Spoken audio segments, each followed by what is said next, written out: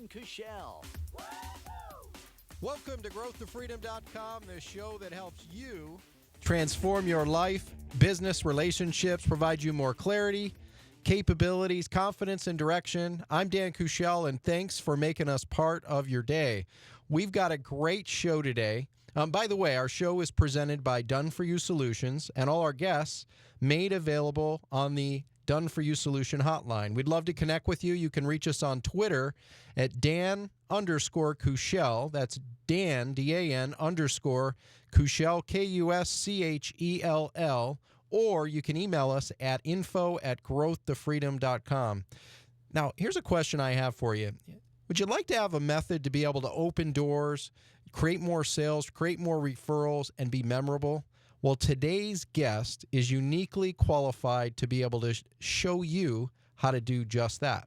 And we've got a very special gift for you, by the way, so stay tuned, because in a bit we'll tell you how you can get your free gift package, so you're going to want to stick around for the whole show for that. Our guest today is an expert at what's called appreciative selling, appreciative leadership, how to stand out and build memorable relationships. Now get this, John Ruhlin has ranked number one in a direct sales company that's over 65 years old. It's had over 1 million representatives. You think he has an idea how to influence, persuade, how to sell, how to create long-lasting relationships? The answer is yes, yes, and yes. And he's going to show you some of his strategies to be able to do that. And at the bottom line, create more sales, create more referrals. He's had clients like the Chicago Bears, Miami Dolphins, Orlando Magic, or how about Shell Corporation, Chevron, or how about thought leaders and experts like Darren Hardy, Tom Searcy, John Maxwell, and the list goes on and on. He's the co-founder of the Ruhlin Group. He's the co-owner of Bubble Banks, a company that is a charitable organization generating millions of dollars for incredible causes all over the world. Welcome to the show, John. How are you?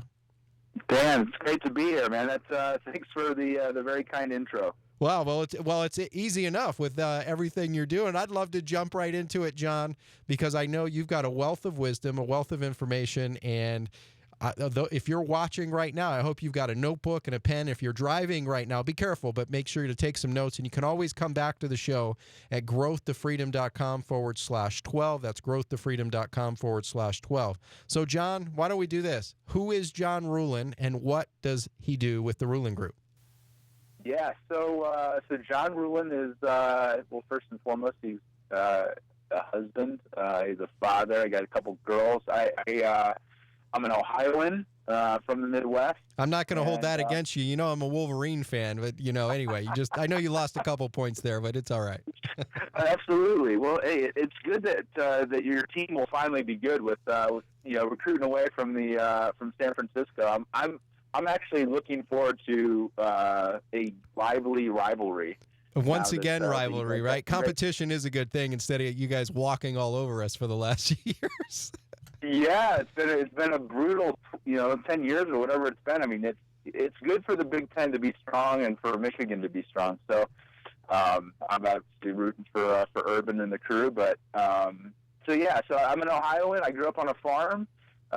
So I didn't grow up the most sophisticated lifestyle growing up, but was fortunate to have some key mentors in my life, and really a lot of what we teach I learned early on from some mentors as I started my business and interned with a company in college. Yeah, and speaking of college, and I know our relationship actually, I'm sitting here in the studio. If you're watching right now, and if you're not, you can go check it out, like I said, on the site itself. But John just sent me a gift here the other day, a couple weeks back, John. This was really clever. You've got your Topps baseball card and says, Dan, it's spring. Let's hit the leather off the ball, right? P.S. We've added an amazing leather line. I got this incredible box. You've got the cover torn off the ball. I mean, it's just very clever.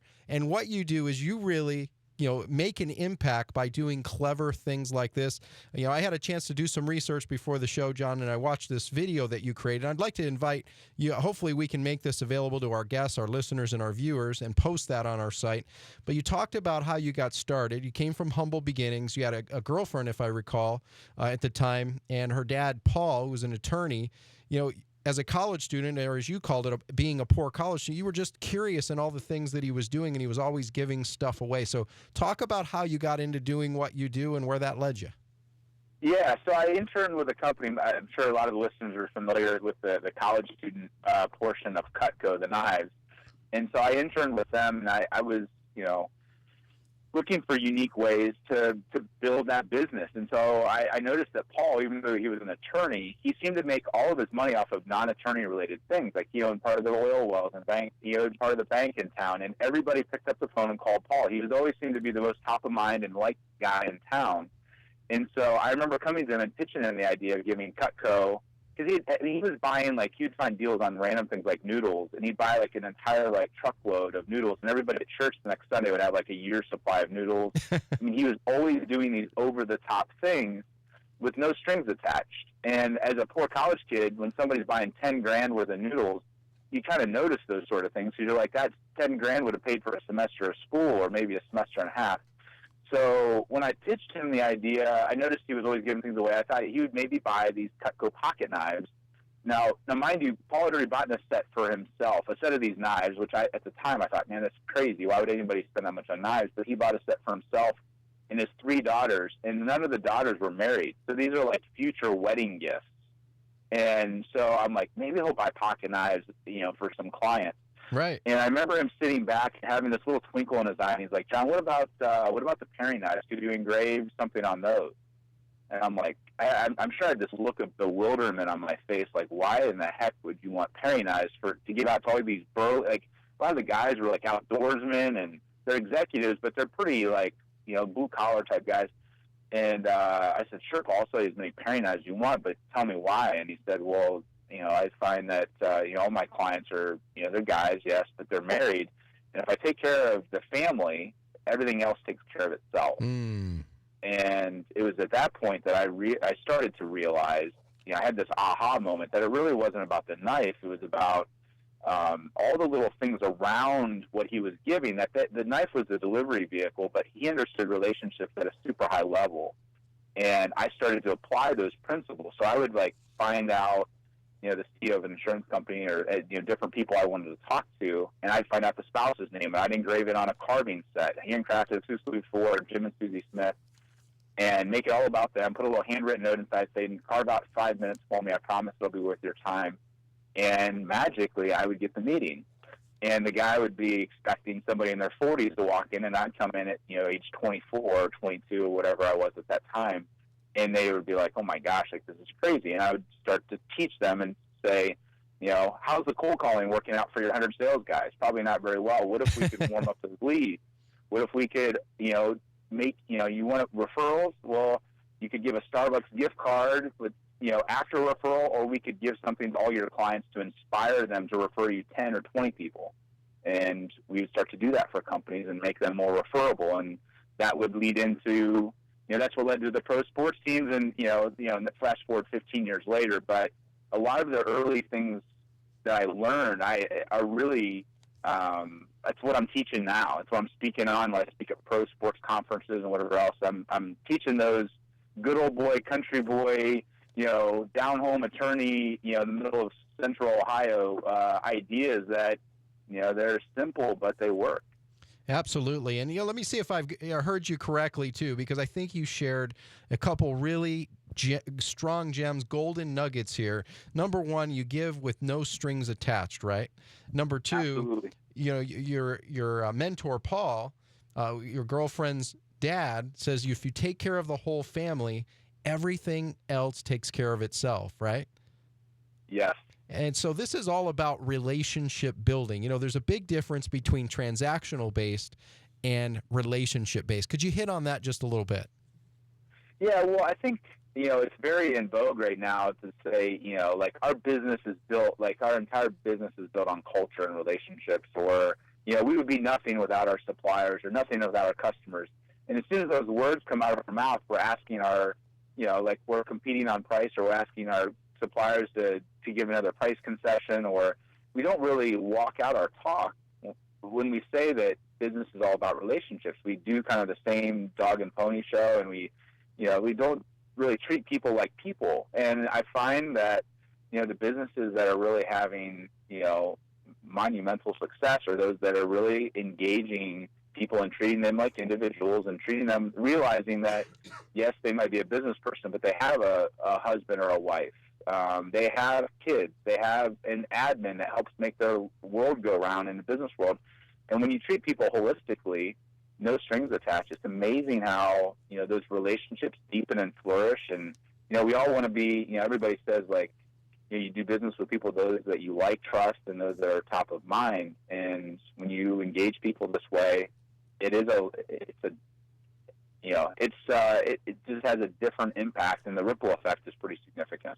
Yeah, and that impact, I mean, think about it as you're watching right now or listening. I mean, would you like a methodology to create more, doors that open for you? Would you like people to think of you versus your competition? Would you like to have people only refer you to others instead of being mixed in the crowd, or just as simple as sense, have an ability and a methodology to be able to generate more sales, but in an authentic, very classy, very elegant way?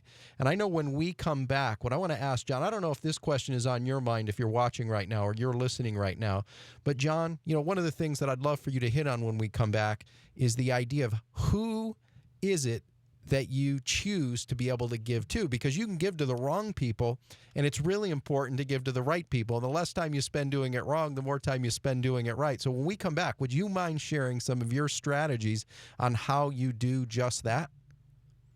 Absolutely. Awesome. And I'd also love for you to, I know there was an incredible article in Forbes here not too long ago from Tom Searcy, and he talked about the 5-step process that you use on how to be able to give properly and how to be able to generate more sales, more referrals. We'll hit on that and a whole lot more coming up right after this. And in case you're wondering, you might be saying, well, how can I get a hold of this gift? How can I get a hold of this 17-question video that John Ruhlin put together? Well, we're going to tell you about that and a whole lot more coming up right after this break on growthtoFreedom.com. Welcome back to growthtoFreedom.com, providing you more clarity, capabilities, and direction. Let's summarize the first segment of the show. We've got John Ruhlin, expert at being able to work with appreciative selling, appreciative leadership, how to stand out, how to build memorable relationships. He's been talking about having a no-strings-attached approach to gift giving, and an incredible insight from one of his mentors. Take care of the whole family and everything else takes care of itself. There's a big difference between relationship building and transactional ideas. It's about culture and relationships, and people must trust you, and be at the top of your mind. So, John, is a natural question that I've got to believe someone might be watching or listening to right now. The natural question would be, well, I want to make sure I give to the right people overall. Now, you've got this 5-step article that I read in prep for our show today from Tom Searcy that I think hits the nail right on the head. But what would you recommend to somebody who might be saying, okay, well, I'd like to be able to give these generous gifts, but what should my expectation be, number one? And number two, how do I go about discerning who to give to and who not? Well, I think that, from an expectation, we get that question all the time. How do you measure it? Like, what's your measurement tool? And I think, the same way that you would measure any other relationship building tool, which most people, guys in particular, but I think in general, most businesses gravitate towards the trade shows, or in particular the travel and entertainment. So there's a lot of dinners and happy hours and all of those sorts of things. Golf, rounds of golf. All of those are relationship building. They're touches. They're what we call consumable experiences, and we preach them. You have to do them. They're really important, but you can only get FaceTime with clients so often. So I think when it comes to who do you do this for, the same people that you take out to a $100 dinner or a $200 round of golf are the same types of people that you should be. What are the other touches you're having throughout the year when you can't get FaceTime with them? And that's kind of the filter. I think drilling down even deeper. One of my favorite books of the last couple of years is a book called Give and Take. Oh, yeah, by Adam Grant, right? Yeah, so you're familiar with it. And so you give to givers, like you want to multiply things. The people that are already, that you love, you trust, you enjoy, that are, the top 20% of your suppliers, the top 20% of your investors, the top 20% of your employees, like those are the people that are givers, or that are, at least matchers, people that, you pour into them, they're going to want to reciprocate. Like with most people that are in that giver-taker or giver-matcher mindset, want to at least you pour into them, they want to reciprocate back. That's in our DNA. In fact, let me back up. If you're watching or listening right now, you might be going, "Well, John, what the heck are you talking about?" This book by Adam Grant and Give and Take. And essentially what John is talking about, short version, paraphrased, and John, you could probably jump in here too, is number one, there are givers. These are the people who just are very generous of their spirit, generous of their mind. They're also notably the most successful people in the world. And givers are also the ones who seemingly get taken advantage of, mostly because they focus on the wrong people. So those are the givers. The takers, of course, likely will be self-evident to you. They're the people who are constantly taking in the world. They're parasites, in other words. They take. And then matchers, essentially, what they're doing is they have a giver's mindset, but usually there's a little bit of a string attached to it. Or on another level, they look to at least match or reciprocate what you may provide in value to them. So, John, anything you want to hit on to paraphrase it? No, you nailed it. Yeah, it's so you nailed the concept. So you focus on givers and matchers.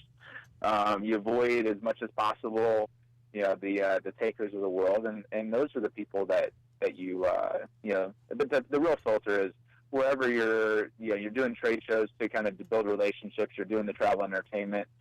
Most of the time, we're just redirecting resources people are already spending, and just asking them the tough questions of, you're going to the people you're catering to might be going out to 25 Morton steak dinners. Why is yours any different than the other 24 they're going to go out? Or some people probably 100 of those kind of dinners a year.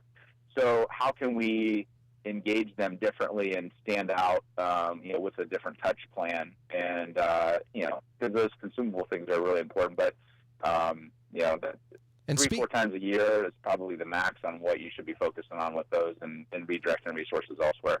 And speaking of, being memorable and having the touch points, we're after our next break, John, what I'd love for you to do is to be able to share the story of Cameron Harold from back in 2010.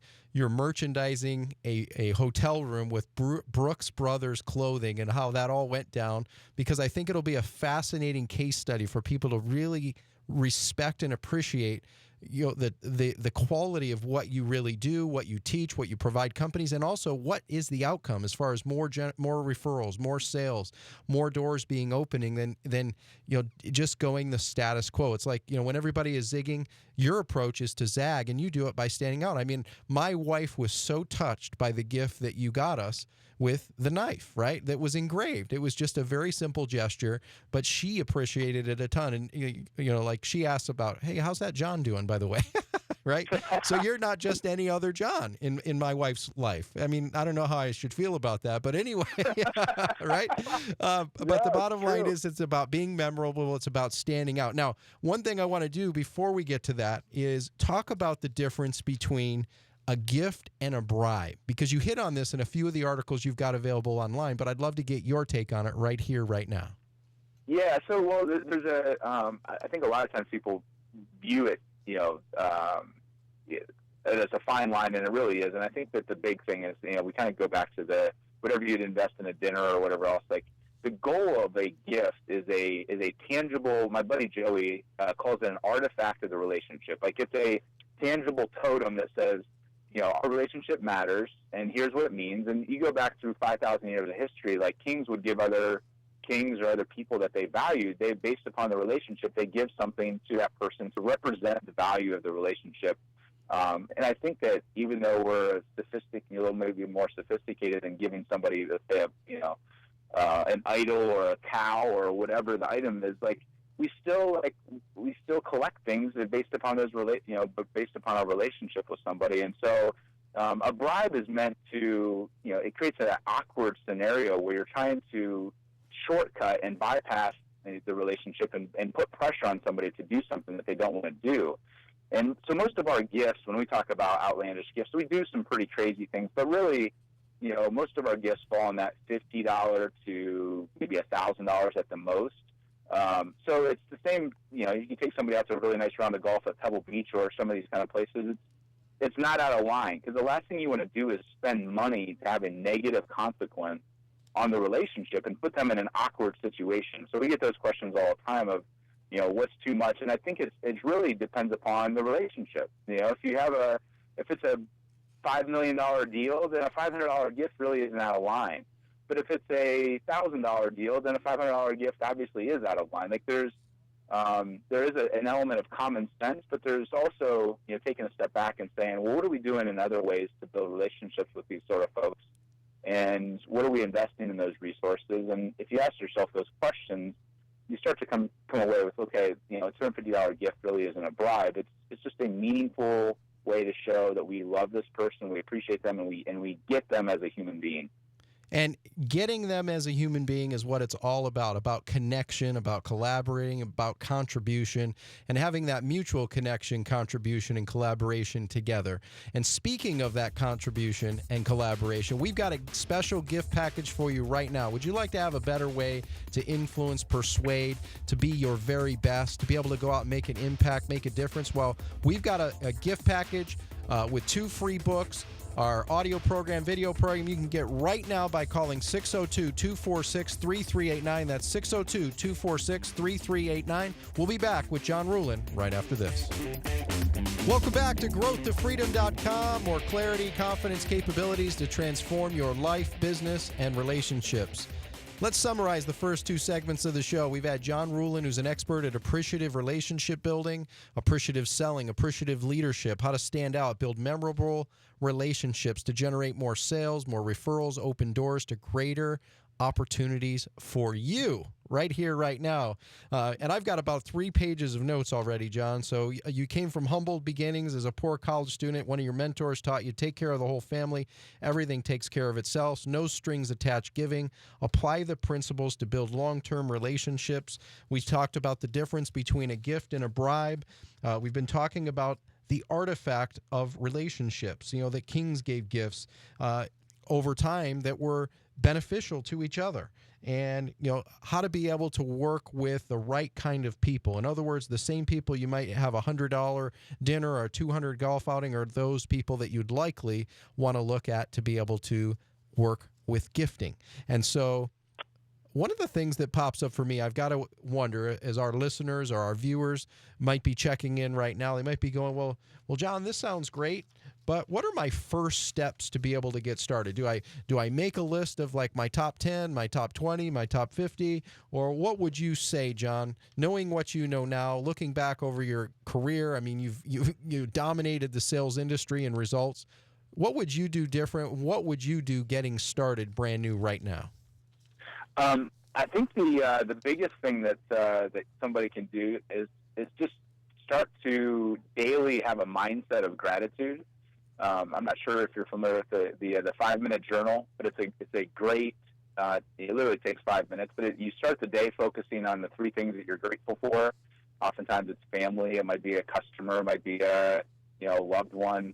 But a lot of what we teach is really a mindset of how to work the muscle. Appreciation. A lot of times people are like, the things that you do for people are so creative. I could never do that for my spouse or for my business or my business partner, whatever it is. And really, it's just the more that you work that muscle of gratitude and appreciation, the more that the ideas come and the easier it gets, and it becomes this kind of cup that's overflowing. And it just becomes kind of a second nature. So I think that's a big part of what I saw in Paul was it just came naturally to him. When an opportunity came up to give, he didn't ask himself, what's the least I can give, or how can I get away with, giving 10% less or a little bit less. Like he always would ask himself, what's the most I could give in this situation? And, in doing that, he would blow people away with his generosity by just doing that extra 10 or 20% that, it wasn't like a strategic move for Paul. It was just who he was. And so I think I would start there. Starting there. And so attitude of gratitude, it's about the mindset, about it becoming second nature, working the muscle, the gratitude muscle, the appreciation muscle. So, I guess what pops up for me is, so someone gets started, they work the muscle. We want to give to the right people. And knowing what you know now, what would you say are some of the big mistakes that you see people making in their expectation back from giving a gift? Well, I think one of the bigger things is confusing what a gift and what's a promo. A lot of times people think corporate gifts, that's a gift. And in 9 out of 10 times, what they're really giving is a a promotional item that they're trying to wrap this, they're trying to put lipstick on a pig, is how we say it in Ohio, is they're trying to say, well, we'll put this under the marketing umbrella, and so we're going to send out this gift, and I use that in quotation marks, but we're going to slam a logo on it the size of a softball, but we're going to say this is our way of appreciating people. And they'll send out 1,000 of them, of some mediocre or middle class, middle of the road type item. And instead of like actually deepening a relationship, what they really have done is they sent out 500 or 1,000 ways to offend people. And nobody will ever tell you that your gift sucks. But in their mind, they're thinking, I've trusted you with my business relationship, $1 million worth of investment, or whatever the business transaction, so to speak, is. And because they confuse what a gift is really recipient focused. A gift should have that person's name on it. And I think that a gift should be representative of the brand. So if you're a world-class brand and you drive world-class vehicles, or you have a world-class office or a world-class manufacturing facility, any token that you give out is a representation of that brand. And so I think a lot of times what we do is we try to do too many things with a gift. And so instead of doing 1,000 gifts, middle of the road or vanilla, it's better to do 100 or even 10 gifts the right way.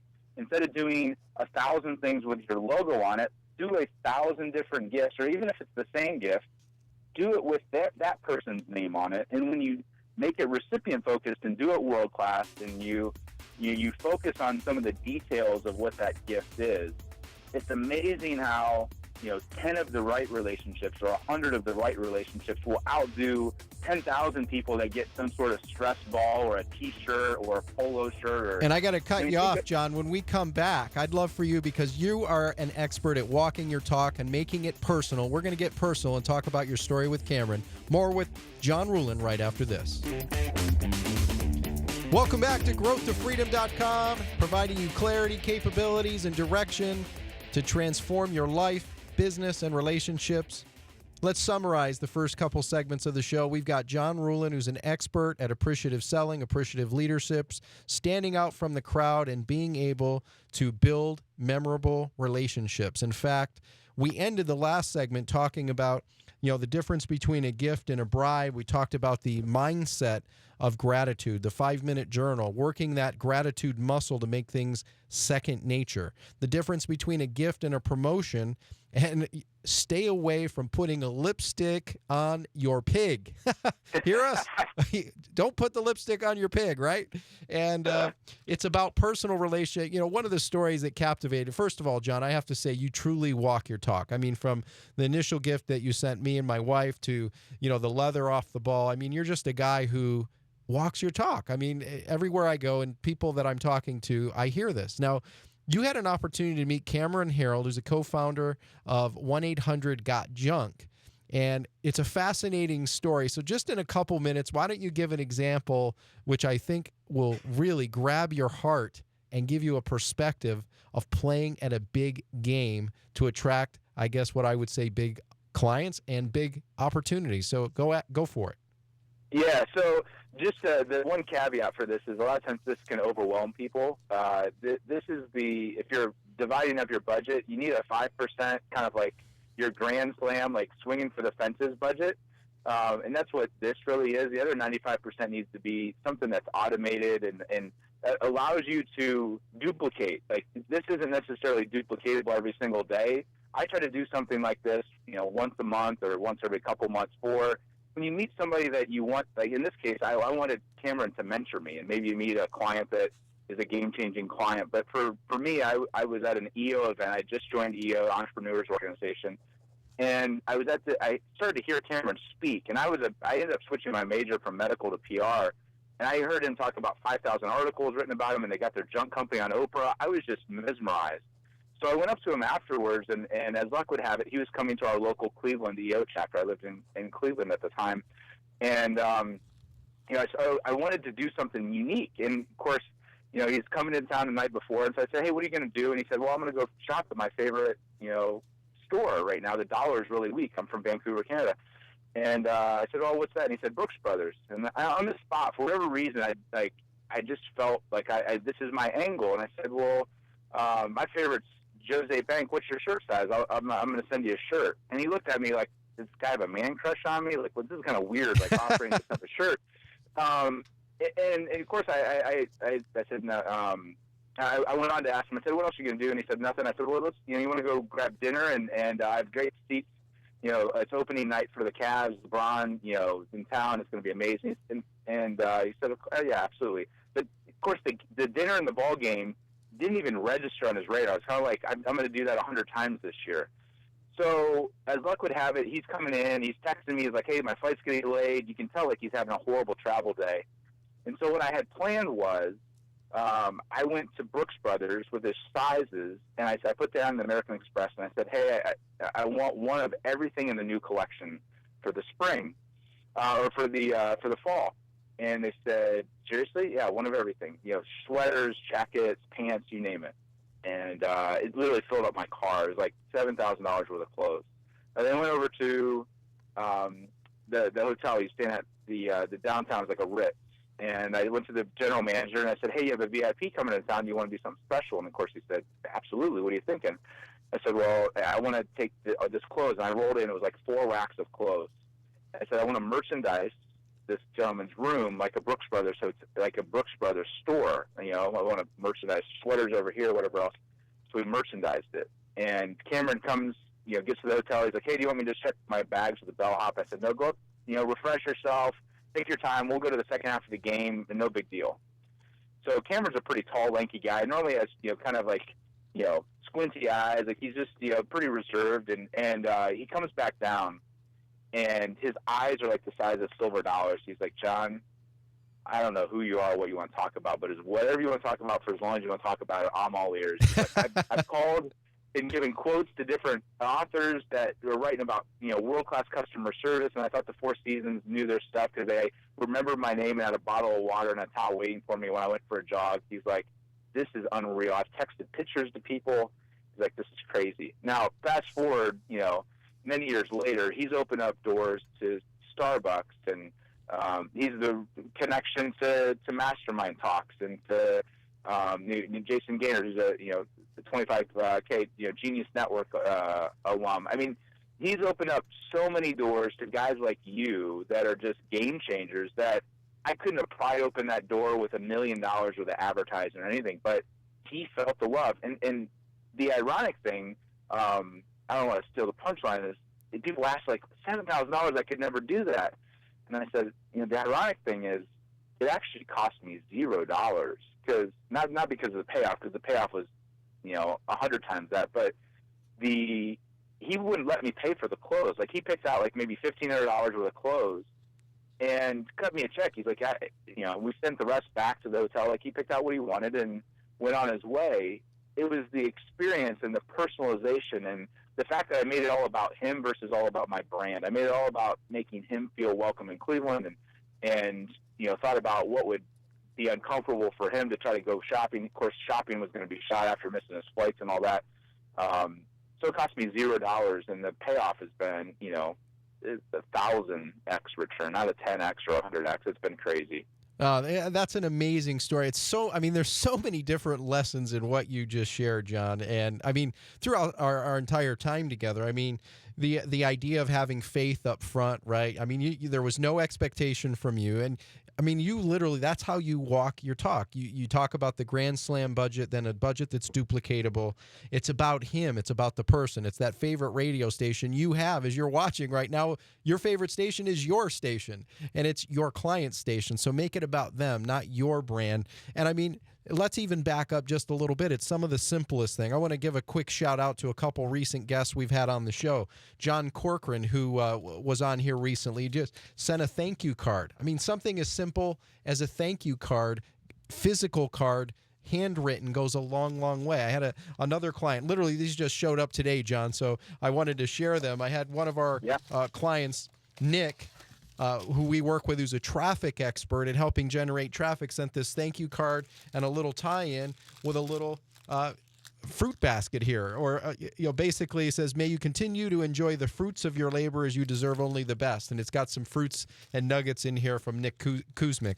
And I know Joe Polish, which is ultimately how we met. You brought up Genius Network. I mean, I know Cameron is a part of Genius Network now, and we have 159 active current members. But Joe Polish, he's a master at being able to do very clever gestures of appreciation, of respect. One of the ones that he likes to send out just to get people's attention are these mouse traps, right? He sends out mouse traps so people don't get caught up being trapped in your business. He's got, dollar bills that are shredded that he does, whether it's U.S. currency or foreign currency, that he'll send and say, I'd hate for your business to end up shredded and get commoditized, right? So it's little gestures of personalization. I mean, what I hear you say over and over, and when I was preparing for the show, the articles on Forbes that you have, the articles on Inc. magazine that you've got, Tom Searcy, who's got tips from you, as well as Ian, right? Yep. Ian Altman, talking about it's not about the money. Appreciate where and when others aren't. I mean, you just live this stuff. So I guess what I'd love to share, I mean, if I were going to talk to my 9-year-old and 7-year-old, right, and I was going to play this for them in a few years when they were old enough to really get it, what advice would you give to startup entrepreneurs to be able to use your techniques of appreciative selling or appreciative leadership to stand out and make a difference? Well, my daughter, who's 4 years old, if you ask her what her dad does for a living, she'll tell you that my dad helps people love on people. And I think at a core level, when you go into a situation, you look to love on them and love on them well, and love on them the way that, think about when people love on you, how you feel and those emotions. And so I think that if you're a startup, every dollar counts, and in any business, every dollar counts. And so I think that whatever you're going to do, if you can't afford to give a nice watch, don't give if you can't give a Rolex or a Breitling or something nice. And some people, don't give a watch. Give, like our business cards. When I was early on, I looked at the touch points that I could afford to do, and I did them really, really well. And so, like, our business cards and our letterhead cost $3 and $8, which sounds insane, but anybody can afford $3 or $8, but people choose not to. They choose to go cheap on everything and try to do everything. And it's not possible to do that. And so I think that scaling back in the few things that you do them world class, and you become known as somebody that does things world class. Like, nobody cares that I don't have a brochure. They just remember my business card. They remember the handwritten note, like you talked about John Corcoran, who's who's becoming a friend. I spent some time with him out in Napa recently. It's those finer details and doing them well versus trying to do everything and doing it mediocre. And so I think that as I talk to my girls, as they grow up, and maybe they'll be entrepreneurs, maybe they won't be, but hopefully whatever they do, they'll have that entrepreneurial mindset. I think that's where amazing things happen, is when you find that one thing and you dive in and you go really, really deep, and you choose to be world-class at it. World class. I've heard Joe Polish say numerous times that the most expensive information is bad information. I parlay that into what you do. The most expensive choice you can make is to be cheap. And the fact is, when done right, if you really take the time to personalize it, it really ends up being free in the long run, doesn't it? Oh, it's crazy. Yeah, people ask how you can afford to give a couple $100,000 away worth of gifts, and the bottom line is we poured into people, and the byproduct of that is that it's amazing what ends up happening as a result of that. And so, going cheap is. I tell people all the time, if you can't afford to do something really nice from a gifting perspective, the best thing you can do is take 5 or 10 or 20 minutes and write a really thoughtful note to that person on the nicest paper that you can afford. And I feel like that touch will mean way more than the bottle of wine or the whatever else that you're going to send them. I mean, there's nothing wrong with those things, but in most cases they're a promotional touch. They're not a meaningful touch, and the meaningful touch goes way further than the promotional touch ever could. Yes, the meaningful touch. And speaking of a meaningful touch and being able to love up on you as you're watching, as you're listening. We promised a gift package up front. I want to make sure you get that. If you'd like to be better at influence, better at persuasion, better at being able to grow, to get that next breakthrough that you truly deserve, we've got 2 incredible free books for you. Our best-selling book, A Champion in the Making, Walking with the Wise, our audio program, our video program. It's yours right now when you pick up the phone. This is our last time to be able to get it today. 602-246-3389. That's 602-246-3389, or go to the site at growthtofreedom.com/gift. That's growthtofreedom.com/gift. And John, how can our viewers and listeners get in touch with you to reach out and learn more about all the incredible things you do, my friend? Yeah, so they can email team at Ruhlin Group. They can shout at me on Twitter at Ruhlin with RUHLIN, or they can visit johnruhlin.com or ruhlingroup.com. Either one of those 4 ways. We'd love to hear from them. Awesome. So go to ruhlingroup.com. You can go to email him at team@ruhlingroup.com, or find him on Twitter at Ruhlin. And, John, I'd love to post your video. I think your 17-question video would be great as another gift for our viewers, our listener. With your permission, I'd like to be able to do that. I want to encourage you to get in touch with John. Follow John. He's a writer. He's on Forbes. He's on Inc. I mean, time flies when we're having fun, and that's our show for today. I know, John, I feel better for it. I feel smarter when you're around, so I hope you'll come back on and we can extend this, because there's so much more we can get to, my friend. Thank you. Absolutely, Dan. Awesome. So now is your time. Take action. Take the first step. Apply what John's been teaching you, even as something as simple as a 20-minute letter that really has meaning behind it. So you can get a recap of the show and all the incredible tips John shared at growthtofreedom.com/12. And on behalf of Growth to Freedom, tune in next week, where we provide you more clarity, capabilities, and confidence. Make it a great week.